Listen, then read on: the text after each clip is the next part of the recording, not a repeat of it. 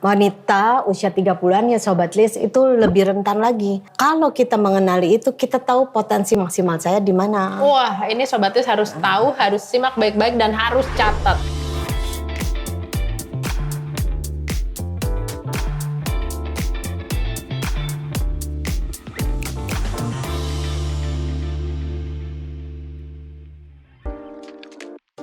Hai Sobat Lis, welcome to Jurnalis.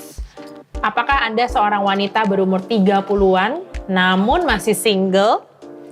Atau sudah menikah tapi pusing sama anak-anak? Atau juga Anda adalah seorang wanita karir namun pasangan kurang mendukung? Nah, kali ini Jurnalis akan membahas problematika tersebut dengan seorang narasumber, yaitu seorang psikolog. Let's welcome Ibu Rosiana. Hai Bu Rosiana. Halo Lis, apa kabar? Baik. Terima kasih lo udah diundang di acara Jurnalis yang keren nih. Sama-sama, Ibu udah mau datang ke sini loh. Tapi nama panggilannya kan bukan Bu Rosiana kan? Boleh panggil saya Ibu Oci aja. Ibu Oci ya Sobat Ya, Lis. halo Sobat Lis, apa kabar? Oke, Bu Oci ya. Bu Oci, aku mau to the point nih ya.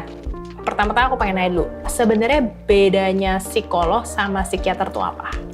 Ya, itu pertanyaan yang bagus karena orang sering rancu ya. Psikolog itu sebenarnya harus sekolahnya tuh melewati fakultas psikologi. Oke. Nanti memberikan terapi, konseling, dan memberikan tes-tes psikometri. Sedangkan psikiater itu sekolahnya kedokteran, lalu mengambil spesialisasi. Jadi kalau psikolog nggak bisa memberikan obat, sedangkan psikiater memberikan obat. Tapi kedua-duanya itu berhubungan dengan kesehatan mental, kesehatan jiwa, mental health. Kesehatan mental, kesehatan jiwa. Nah, Iya. tapi kan sekarang ini masyarakat itu ya, bukan sekarang sih, mungkin dari dulu ya, masyarakat itu lumayan tabu kalau ngomongin mengenai kesehatan mental. Sebenarnya kenapa sih?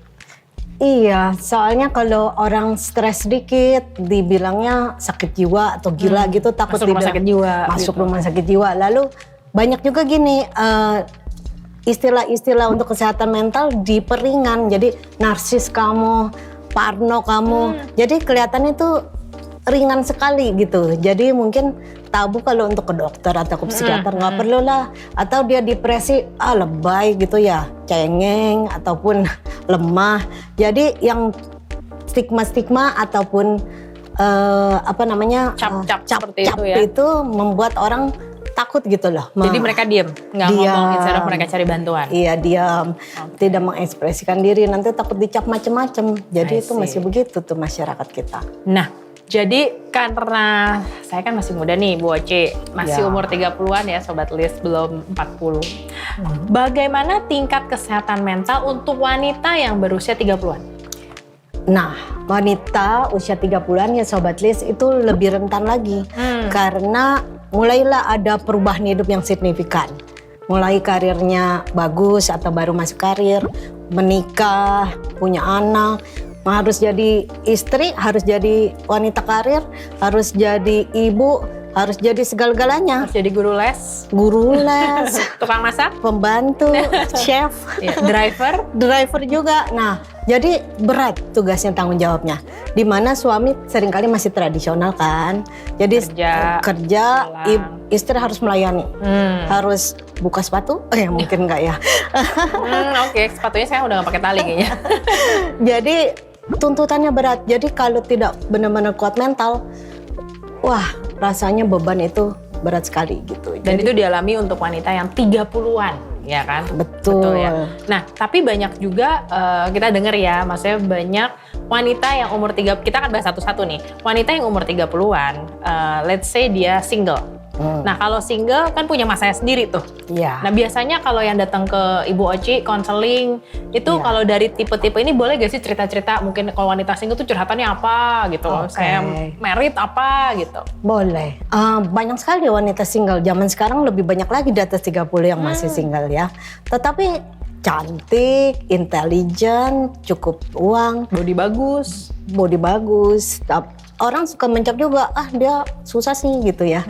Jadi keluhan wanita-wanita single ini sebenarnya semua mendambakan sih punya pasangan yang serasi. Jadi mulai ada biological clock tuh. Saya udah umur segini nih.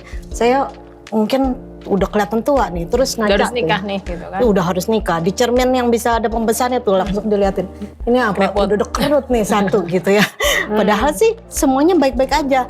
Mungkin kurang percaya diri. Terus saya gemuk kali. Padahal nggak harus juga, nggak apa-apa juga. Nggak ada hubungannya. Jadi nggak. Jadi rendah diri atau mulai meragukan Minder. itu menjadi stres juga tuh. Kenapa kok saya nggak ketemu pasangan? Lagi pula yang sudah berkarir bagus, banyak juga cowok-cowok takut lagi gitu. Saya bisa mengimbangi atau tidak nih. Terus salah lagi. Iya, jadi Jadi harus susah. gimana dong? Jadi saya harus gimana? Harus jadi diri sendiri. Ah. Jadi untuk wanita-wanita yang belum married ya, saya mau katakan bahwa ada teman saya yang bilang marriage is not a destination, is a journey. Apakah kita harus menikah? Ya belum tentu toh. Nggak apa-apa. Yang penting kita menikmati, mewujudkan potensi itu katanya. Menjadi diri sendiri, mewujudkan potensinya. Itu kalau yang belum married ya. Ya, oke. Kalau keluhan yang udah menikah sekarang nih. Yang udah menikah nih. Juga suami banyak juga nih pasti nggak kalah banyaknya. Wah, banyak yang pasangan muda. Yang paling sering gitu. Paling sering itu antara suami istri tidak balance. Jadi si istri ini karirnya menanjak gitu ya. Si suami kalah lah. Nah suami itu masih tradisional, gengsinya tinggi. Jadi tidak mau kalah tapi tidak mau nurut juga. Jadi gimana? Jadi sombong lah. Di Ego. rumah marah-marah, egonya tinggi gitu ya. Jadi kalau mau liburan misalnya istrinya bayarin semua dia nggak mau. Karena akhirnya nggak bisa liburan. Jadi terjadi ketegangan-ketegangan. Padahal suami kan punya bakat sendiri-sendiri ya. Nggak usah harus uangnya lebih banyak misalnya Ya, gitu. nggak menjamin harus begitu. Enggak. Nah, itu satu. Banyak juga terjadi apa? Di masalah hubungan seksual. Itu juga kalau perempuan-perempuan di atas 30 itu sudah matang seksualitasnya. Ada romantis feeling yang ingin dipuaskan. Itu perlu. Kalau itu nggak dapat, cantik, digemari banyak orang, bisa terjadi selingkuhan juga. Gitu, Untuk selingkuh. ceweknya nih ya selingkuh gitu. Iya, ceweknya bisa selingkuh. Nah, begitu. Tapi suami juga mulai ada pergumulannya sendiri ya. Tapi kita ngomongin perempuan lah di kali ini. Iya. Nah, itu harus berhati-hati. Sebab, pesan saya lagi boleh ya kepada Iya, Sobat boleh. Lis. Hati-hati kalau selingkuh rasanya happy. Tapi keluar dari mulut buaya masuk ke mulut singa. Nggak maksud saya begini, bukan dua-duanya nggak enak ya. Tetapi selalu ada permasalahan aja dalam setiap hubungan. Kita mau lari kemana aja nanti ada permasalahan lagi. Jadi harus dibereskan aja hubungan Oke. itu. Istilahnya keluar dari masalah satu masuk ke masalah yang berikutnya. Betul. Gitu. Nah, Iya. berarti itu udah 2 kasus tuh ya.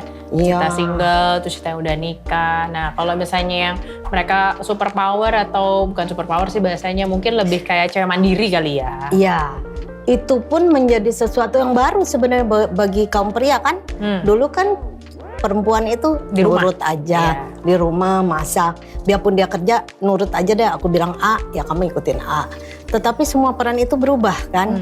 Zaman sekarang kayaknya udah berubah. Ada perubahan ya. Ada Shifting. karena double income.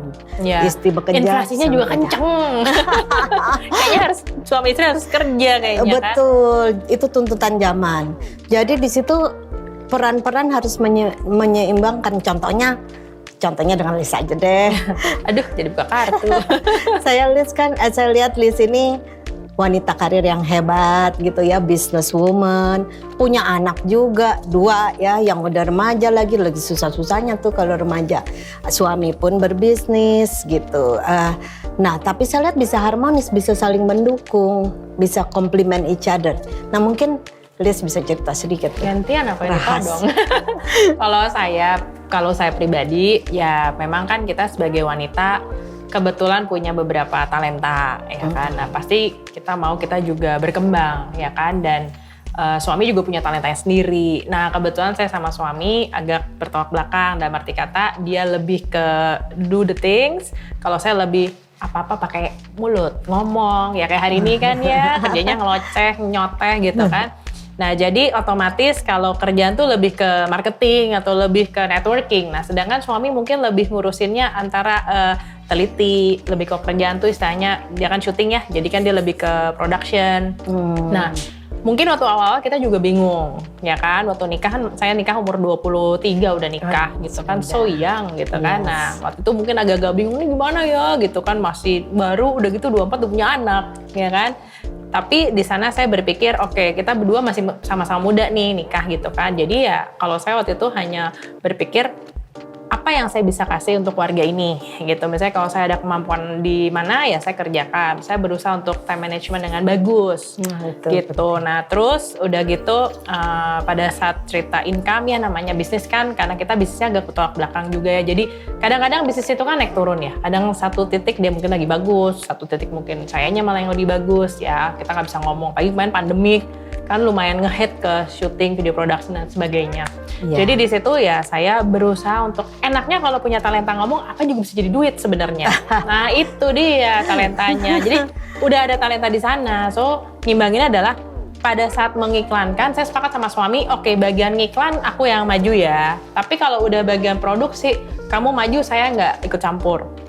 Tapi bisa kita kasih masukan, cuman dia yang lebih expert gitu. Akhirnya ya kita bisa menerima gitu satu dengan yang lainnya. Saya juga nggak nuntut, dia juga ya dukung lah gitu istilahnya. Kalau di kita begitu sih, Bu Aci. Iya, itu sangat bagus sekali. Jadi setiap orang itu punya talenta, punya potensi yang beda-beda. Kita nggak usah mencetak kamu harus seperti saya atau saya harus seperti dia, tapi saling mengisi dalam bakatnya ya. Ya, betul. Makanya kita itu harus mengenal siapa saya sebenarnya. Who am I? Nah, di dalam situ ada 16 motivasi dasar. Wow, 16. Ya. Apa aja tuh? Nah, ini sebenarnya suatu teori baru yang ditemukan oleh Dr. Stephen Rees. Dia jenius sekali, bisa menemukan teori baru ya. Di situ ada 16 motivasi dasar atau keinginan dasar yang setiap orang miliki yang dasar sekali. Jadi tidak bisa overlapping, independen, dan setiap orang membutuhkannya. 16 ini semua orang butuh. Itu yang membuat saya menjadi diri saya sekarang. Dan kalau kita mengenali itu, kita tahu potensi maksimal saya di mana. Wah, ini Sobatis harus tahu, harus simak baik-baik dan harus catat. Oke, kita bahas satu-satu nih kayaknya. Boleh Sobat Lis, boleh dicatat. Nah, yang pertama itu ada acceptance, ini tidak urutan ya. Acceptance atau penerimaan. Itu adalah satu motivasi atau keinginan dasar untuk diterima, untuk punya harga diri yang positif. Tiap orang punya ya, cuman degree-nya berbeda-beda ya. Kadarnya berbeda-beda. Lalu ada beauty. Beauty itu apa? Beauty itu adalah keinginan dasar untuk mengalami estetika. Atau kelihatan cantik, ganteng gitu? Kalau tinggi, motivasi beauty-nya. Betul, kepengen kelihatan ganteng. Lebih romantik gitu ya. Lebih cool. Harus dikasih ke bunga gitu, baru senang. Itu kalau tinggi, tapi kalau rendah ya nggak peduli. Yang penting berfungsi. Tapi tetap ada, sebetulnya dia punya. Ada, semua orang ada. Cuma kadarnya ya, di situ beda, prioritas dan kadar ya. Jadi semua orang butuh ini. Lalu ada yang namanya curiosity. Curiosity itu apa? Pengen tahu. Betul. Jadi kayaknya Lis mungkin tinggi ya. Kayaknya tinggi, pengen belajar melulu. Betul, itu kuncinya. Pengen belajar semua, pengen referensial, pengen tahu kenapa begini, kenapa begitu. Kalau itunya rendah, bagaimana? Ya sama juga, tapi praktis gitu. Beli gado-gado di mana sih? Gitu. Yang penting gado-gado. Yang hari-hari. Yang pasrah ya. Yang hari-hari. Praktis kita sebutnya ya, kalau curiosity-nya rendah. Atau keingintahuan. Lalu ada eating. Nah, eating, makan. Ternyata makan ini penting loh, motivasi dasar. Yang satu suka makan untuk hidup, yang satu hidup untuk makan. Nah, berantem. Bisa berantem tuh beneran. Berantem bener. Itu kelihatannya kecil, tapi penting sekali. Lalu family. Nah, ini kan jangan heran ya. Kalau wanita belum tentu tinggi loh keinginan untuk berkeluarga. Family, berkeluarga dengan anak, dengan siblings, belum tentu tinggi. Oh gitu. Iya, nggak semua. Jadi suami-suami harap maklum juga. Ada yang suami-suami lebih atentif terhadap anak, yang istrinya nggak terlalu gitu, atau sebaliknya. Istrinya kerja aja deh. Oh, oke. Nggak apa-apa juga. Passionnya dikerja berarti. Intinya just be yourself gitu. It's okay, it's fine. Nggak ada yang jelek, nggak ada yang bagus, nggak ada yang salah, nggak ada yang benar ya. This is who you are, who I am. Lalu honor. Honor itu adalah kehormatan atau keinginan untuk kejujuran. Jadi itu juga ada yang lebih pakai prinsip moral standar, ada yang penting dapat gold, dapat mau segala cara ya udah. Penting gue dapat emas, itu nggak penting itu gitu. Dia. Ada ya yang begitu. Lalu idealisme ya itu idealisme mau menolong orang yang susah, social justice. Jangan kira semua orang ingin menolong yang susah, ya belum tentu juga. Oke. Ada juga itu yang aku tidak tahu peduli. quotes-nya sih. Iya. Iya. Ada juga yang mereka bilang kalau saya tolong nanti bikin mereka males. Bisa. Saya juga ada dengar alasan kayak gitu sih sebenarnya. Banyak. Jadi everyone for himself. Itu kurang lebih yang punya prinsip itu idealismenya rendah. Jangan masukin di organisasi sosial. Oke. Pasti nggak happy. Organisasi bisnis pasti happy. Ah, betul. Lalu independence itu mandiri. Saya lihat kayaknya Liz pasti orang yang Iya. mandiri. Hari ini pokoknya contoh kasusnya saya suka ini. Contoh kasus deh lebih gampang. Mandiri, berdikari, jadi apa aja bisa kalau mandiri karena pengen mandiri. Udah kayak Google Map dong. Saya nggak tahu tapi betulin WC bisa nggak atau ganti Kalau mungkin light kalau terpaksa gue ganti juga tuh kayaknya. bisa ya mau bisa lah. Mau apa nggak mau aja sih sebenarnya. Iya, kalau yang tidak independen nggak mau. Mau semua orang nolongin aja Oh, oke, berarti aku independen. Independen Iya. kelihatannya. Kita pakai contoh kasus Contohnya Liz ya. kayaknya ya udah nggak apa-apa lah ya karena ini di Sobat List oke lah. Sekarang order coba. Order itu adalah keinginan dasar untuk teratur, rapi, terorganize, terencana gitu. Rajin, disiplin. Planning. Kira-kira gitu nggak? Kalau untuk planningnya iya. Planning. Jadi tinggi. Ada yang rendah itu mungkin saya ya. Artinya last minute, out of the box gitu. Spontan aja ya. Spontan. Yang enak tuh spontan gitu. Kalau seminggu, masih kelamaan gitu Oke. seminggu. Sehari baru deh. Sorry, oke lah. Oke. Kira-kira gitu ya. Physical activity kan gampang ya, itu olahraga. Ada yang suka ada yang enggak? Iya, yang enggak itu nggak bisa dipaksa kecuali dia takut sakit. Nah itu Memaksakan diri sendiri jadinya. tranquility faktornya lain lagi. Oh, Nanti oke. kita power dulu. Boleh contoh list lagi power. Waduh, iya banyak nih kayaknya. Power itu adalah keinginan dasar untuk mempunyai dampak, untuk lead, untuk memaster segala hal dengan baik. Kalau tinggi ya, kita ngomong Ya, yang oke. tinggi ya. Saya rasa kan gitu kan. Jadi Ada orang yang beberapa lah mungkin. iya, orang high power cenderung untuk bisa macam-macam dan Mungkin lebih karena berencana. curiosity-nya tinggi, akhirnya belajar jadi high power. Kayaknya itu hubungannya juga. Ada sedikit, tapi sebenarnya ini berdiri sendiri. Oh. Jadi orang curiosity rendah bisa high power nggak? Bisa. Gitu, cuman dia nanti praktis-praktis aja. Oh, Jadi high power itu lebih ingin mempengaruhi lah sebenarnya. Ingin berdampak gitu. Kalau orang low power nggak usah disuruh berdampak, dia nggak pingin. Dia Malah kayaknya dia excuse, nolak gitu ya. akan nolak, Oke. dia maunya mengakomodasi aja, follow aja. Mau aman? Enggak juga? Ya, kita nggak boleh sebut Oke. begitu. Artinya enggak juga. Enggak juga. Pokoknya dia inginnya mengakomodasi, kita sebutnya oke. begitu ya. Nyamannya tuh mengakomodasi, jadi nyaman. Nyamannya. Ini semua apakah kita bisa lakukan sebaliknya? Bisa, tetapi kita stres. Misalnya list lagi deh. Ya nggak apa-apa. Disuruh Percontohan diem-diem aja di rumah. Sakit yang ada. Sakit bisa sakit. Nggak boleh ngapa-ngapain, diem aja ngurusin anak, nonton TV, gimana tuh? Masih bisa sepanjang ada telepon. Lama-lama stres kan, karena you want to do something gitu. Karena itu ada dorongan, motivasi itu dari dalam, keinginan dasar, menggebu-gebu itu kalau tinggi. Nggak bisa, nggak dilakukan. Bisa tapi jadi stres kalau lama-lama. Sebentar sih boleh. Lalu ada saving. Saving itu apa? Saving itu keinginan untuk menyimpan. Menyimpan apa? Barang, uang, semua aja. Jadi orang high saving tuh nggak mau buang barang deh. Mungkin ada Hemat ya. Hemat sama pelit beda tipis loh. beda tipis. Kalau terlalu tinggi kita sebut pelit, kalau sedang-sedang hemat. Tapi kalau rendah boros. Tapi kalau sedang-sedang ya generous. Ada juga generous, iya benar kan. Boros sama generous juga beda tipis. Beda tipis. 11-12 ya. Iya. Itu saving. Lalu social contact. Nah ini nanti kita boleh bahas lebih ya, karena ada persepsi yang salah saya rasa di masyarakat.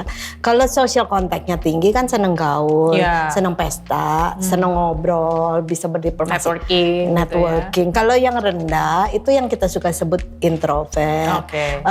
Senangnya temennya dikit aja. Nggak nyaman kalau banyak-banyak. Nggak nyaman di pesta, nggak mau ke pesta, kalau bisa nggak mau Di rumah aja nonton. ya ketemu orangnya beberapa aja gitu ya. Dan kalau bicara terus terang, saklek gitu, apa adanya. Oke. Nah orang suka mau mencetak introvert itu jelek, ekstrovert itu bagus, padahal tidak gitu. Sebab yang di belakang komputer, di belakang meja, financial juga. analyst, ya bagus dong. Teliti gitu Kalau ya. dia mau ekstrovert, mana tahan dia di belakang meja. Suruh ngomong terus suruh ngetik. Jangan Kan yang terus. ada. Ya stres dia. Bisa nggak dilakukan? Kalau pintar sih bisa aja. Cuma bisa stres gitu. Terus status. Kalau statusnya tinggi, ingin di spotlight, ingin tampil, pakai badan branded. Kalau rendah, justru nggak suka. Saya punya klien, presiden direktur tidak pernah mau kasih speech. Karena dia low status, dia nggak nyaman di panggung, dia suruh direkturnya aja yang bicara, misalnya gitu ya. Tranquility, tinggal 2 lagi nih. Tranquility adalah keinginan dasar untuk mengatasi, untuk memiliki ketenangan, kedamaian. Jadi, iya. Jadi tapi kecenderungannya kalau orang tranquility tinggi jadi gampang cemas. Ini ada COVID, aduh cemas sekali. Sedangkan yang low tranquility ada COVID. Dia maunya aman, terkontrol, terkendali gitu ya. Betul. Tapi jadi mau antisipasi banyak hal. Itu namanya high tranquility. Kalau vengeance itu balas dendam. Nah kita kan nggak ngomongin ajaran agama atau apa ya. Salah apa nggak? Nggak ada salah, nggak ada betul. Tapi yang orang high vengeance senang berkompetisi. Kalau lecehkan ataupun direndahkan akan balas. Sebenarnya pengennya aku mau tonjok gitu. Aku mau bunuh, tapi itu nggak boleh. Itu jangan. Ya, tapi harus bisa dialihin lah dia betul. Itunya. Ditunjukkan dengan prestasi kan, bahwa saya mampu. Nah, kalau yang low vengeance maunya damai. Nggak, kamu mau berdebat sama aku pergi. Atau ya udah lu menang dah. Oh yang menang dah. Gua mundur dah udah. Iya, happy kan, udah that's it. Iya, gitu kira-kira. Tapi pada ekstrimnya akan lari kalau ada konflik. Kira-kira gitu. Nah, kita bagaimana dong kita jadi begini? Iya, this is who I am dan bagus dan oke. Dan kita sudah terbentuk sejak umur 13. Berarti kuncinya adalah Sobat Lis harus sebenarnya benar-benar tahu kalian punya 16 karakteristik dasar tuh apa. Iya. Sebagai orang tua juga penting. Oh penting sekali. Anak punya itu apa? Jadi kita juga nggak salah ekspektasi kan? Betul. Betul ya. Jadi mungkin aku rasa juga banyak case yang terjadi karena mungkin orang tuanya entah kurang paham atau juga mungkin karena emang pengen copy paste. Iya. Maminya begitu, paling nggak anaknya kan adalah harapan-harapan anaknya juga ngikut. Betul. Gitu kan. Nah mungkin itu yang membuat juga banyak orang jadi kasus, jadi case, jadi nggak harmonis gitu. Iya. Berarti ada tesnya juga? Ada tesnya. Interview, konseling atau online test, lalu kita gitu. Pakai ada personal consultation-nya. Oh oke. Dan di tempat Ibu Oci ada membuat bisa. Online seperti itu. Iya. Oke, saya daftar nomor 1 ya Bu Oci. Boleh Belum sekali. tes loh, ini satu keluarga kayak bagus. Boleh dengan suami dan anak-anak. Tapi nanti tesnya sendiri kan? Sendiri-sendiri. Tapi waktu konseling kita bisa family consultation. Jadi semua saling tahu karena ini bukan rahasia kan. Iya, jadi anaknya juga harus maklumin mak bapaknya. Betul. Jadi mami mungkin suka begini-begini karena mami tuh begini, kamu mesti paham. Sebaliknya, kita juga, kamu kan nggak mau juga kalau dilarang-larang, tapi kamu juga mesti paham. Kayaknya tuh bagus banget sih menurut aku. Even keluarga udah harmonis pun menurut saya nggak ada salahnya. Iya. Nggak harus tunggu udah ribut atau malah, kayaknya malah susah dikumpulin kalau ribut ya kan? Justru jangan, justru waktu baru pertama kita harus mengenal diri. Jadi Sobat Lis ya, sebenarnya kenapa tuh kita jadi kena gangguan mental?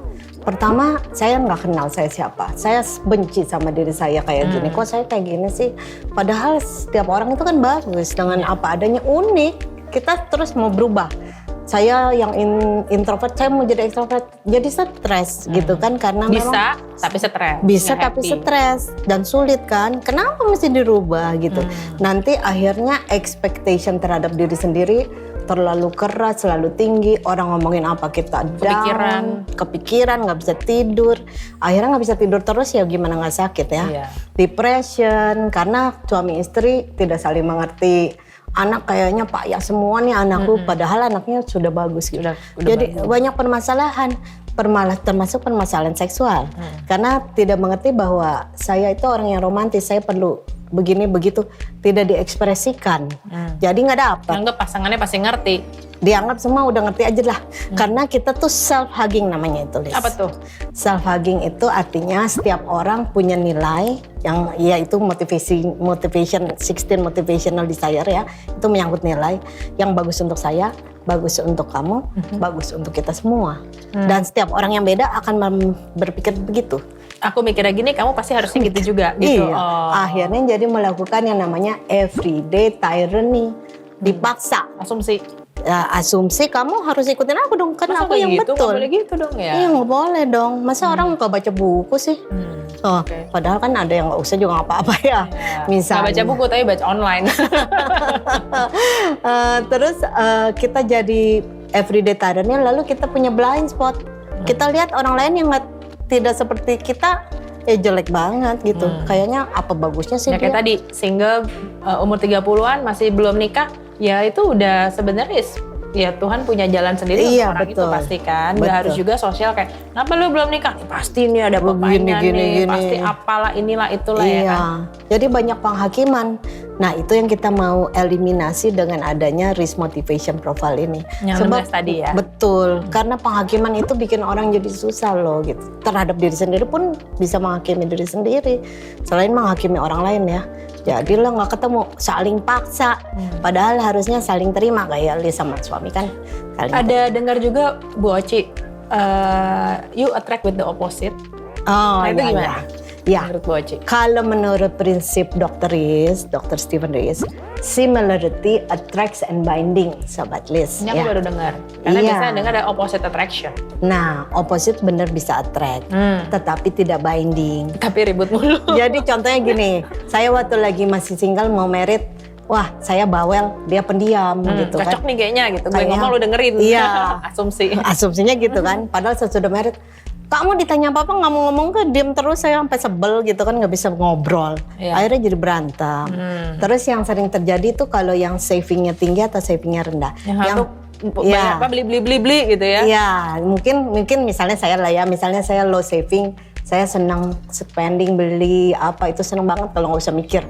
Sedangkan saya punya suami high saving. Saya pikir wah nanti dia bisa jagain saya gitu kalau saya waktu belum nikah nih. Waktu belum nikah lah. Gitu. Begitu udah nikah, aduh dia pelit amat sih, segala macam nggak boleh. Pikir dulu sebelum belanja. Gitu. Nah berantem. Tapi kalau sedikit perbedaan sih tidak apa-apa, bagus saling ngisi. Tapi kalau jauh sekali, nah itu yang susah. Misalnya satu orangnya baperan sekali ya, high acceptance. Yang satu cuek banget gitu. Ini yang baperan bisa mati berdiri gitu. Iya benar. Kalau yang si cuek nggak. Pada dia mah kagak niat gitu, mikirnya udah kemana gitu ya. Betul. Jadi tadinya kan rasanya enak nih, dia kuat ya, dia bisa cuek. Sesudah married, ini muji aja nggak gitu pernah. Kan? Saya baju baru nggak dilihat, rambut udah ke salon dia nggak tahu. Dipuji, potong rambut ini bisa kurang pendek nggak dipuji gitu ya. Aduh, kira-kira gitu. Kalau yang baper itu akan sedih sekali, sedih sekali. Tapi kalau yang cuek kan nggak apa-apa. Misalnya suami istrinya cuek, dia begini, dia begitu, suaminya nggak puji ya udah gitu ya. Tapi yang baper ini akan minta perhatian lebih. Artinya kalau opposite, masing-masing harus ikut jadi tengah-tengah. Yang baperan banget harus belajar cuek sedikit, yang cuek harus belajar untuk baperan sedikit. Bener gak? Kalau ada solusinya kemauan, begitu, kalau pasti mau ada nih. jalan. Artinya dengan adanya ini kita tahu dia begini, aku begitu, beda jauh. Aku akan menerima dulu bahwa dia begitu. Dia tidak puji saya bukan karena dia sentimen, nggak sayang, nggak cinta, bukan. Emang dia orangnya gitu. Cuek gitu misalnya. Sesudah itu kita bilang dong, saya seneng loh kalau kamu puji misalnya. Kasih tahu dan dicoba aja. Jadi bukan nggak ada jalan ya kalau beda ya. Ada jalan tapi harus berjuang kalau udah married. Kalau belum married, pacaran, ya mungkin gak usah kawin ya kalau terlalu beda. Tapi udah cinta gimana? Nah, itu bisa dipertimbangkan. Gak apa-apa, nanti sering-sering konseling sama Ibu Oci. Tiap minggu, Bu, ini Ibu bilang bener ya, opposite attraction, pusing aku. Iya, jadi itu persoalan perempuan di atas 30, nanti dengan anak juga gitu. Saya mengharapkan anak saya ini aneh ya gitu.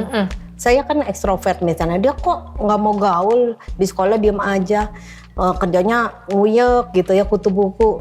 Ayo kamu gaul, ayo. Anaknya stres karena dia sebenarnya memang low social contact namanya. Ya it's fine, low social contact nggak apa-apa, dia kutu buku ya dia baca aja, nanti dia pasti akan ketemu teman satu. Bukan karena anak pandemi.